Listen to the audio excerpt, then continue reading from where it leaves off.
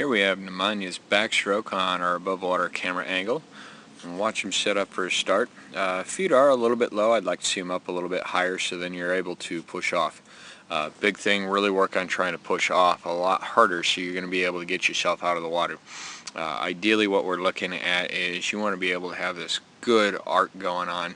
And as we watch you set up, you're really just kind of pushing straight back on the wall, which is then sending you straight towards the end. And so since you're not up real high out of the water, that's really just kind of driving your hips through the water. So make sure you're working on being a little bit more aggressive towards that push so then we can get your body up and out of the water.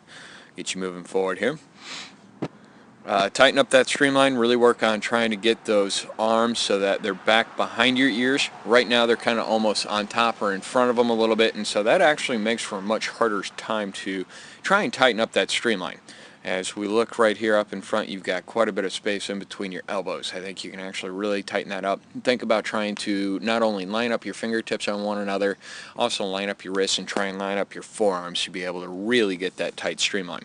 You see you kind of submarine a little bit on the breakout there. Make sure you're just really trying to keep the pressure back on your shoulders as you're breaking out and not trying to break out real early. As we watch this right arm come around, we've got kind of just a goofy spot. Your thumb at this point in time is actually down, and we've got a little of this bent arm angle. We want to make sure that your arm is going to be straight up towards the ceiling, and you should actually by that point in time have your pinky turned so that it's going to be able to go in first. And so you're almost kind of just reaching for the water. And as we move it into a little bit of slow motion here, go back. You're going to see how it really just kind of enters strangely right up into the front end of the stroke. And so make sure you're just really getting that hand turned around to be able to get into that turn. Get into that next stroke. Going through the turn, pushing off, we're kind of pushing off on that side way too close to your stomach. So that actually would be a disqualification. On backstroke for the turn, that's actually a really pretty easy turn because as soon as you roll over into that turn and tuck up, you're going to push off pretty much flat on your back. There's not necessarily a real big need to make sure that you're coming off on your stomach. So just make sure you remember what you're doing. Just go right underneath your body on the turn, and that's going to put you right flat back on your back. As we watch you going, one thing I'd like to see is a lot more white water back there. That would tell me you have a much stronger kick. We're kind of weak in that area, so that's going to be one thing I would suggest that you really kind of work on to improve your backstroke, and it'll help you freestyle. And just get a little bit more flutter kicking in, whether it's going to be on your side, on your back, or on your stomach. It's going to help you out and just really thinking about keeping things going. As we go in for the finish here, we're going to see that you're not quite sure of that count. So make sure you're really pretty confident on what your count is. Going through that, I would definitely take an extra stroke so that you're going to be able to just finish up right on that side for the finish. But nice job, Nemanja. Here we have Nemanja's backstroke underneath the water. I know we talked a little bit about trying to set those feet up a little bit higher. That bottom foot especially is really low. I know it's a little bit hard when we don't have that touch pad in and you're basically starting right on the metal section. But when you get that touch pad in, really work on trying to get those feet set up right near the surface. That way we're going to be able to get a better start. As we go through, your streamline's pretty open up.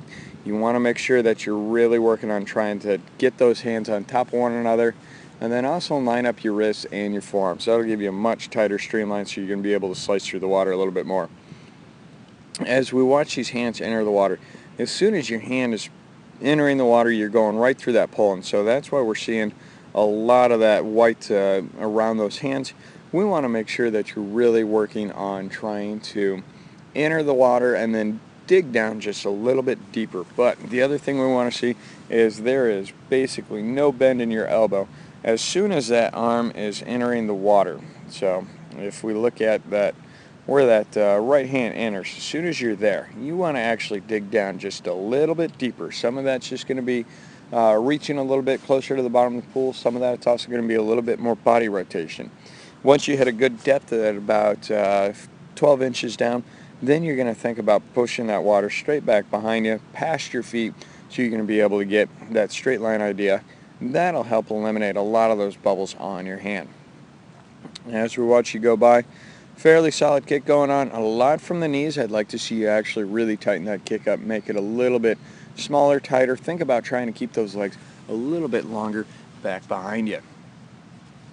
This angle actually gives you a really good view of being able to see how wide your hands are. Whenever your hands are way out to the side, you're going to have a much weaker stroke, and you're not going to be able to really push the water back past your feet. So think about getting that arm bent, kind of like what we do on freestyle, rolling that elbow over and then pushing that hand past. That'll give you a much stronger pull, and that'll help alleviate some of the bubbles on your hands, so you're going to have a much more efficient backstroke. Nice job. Keep it up.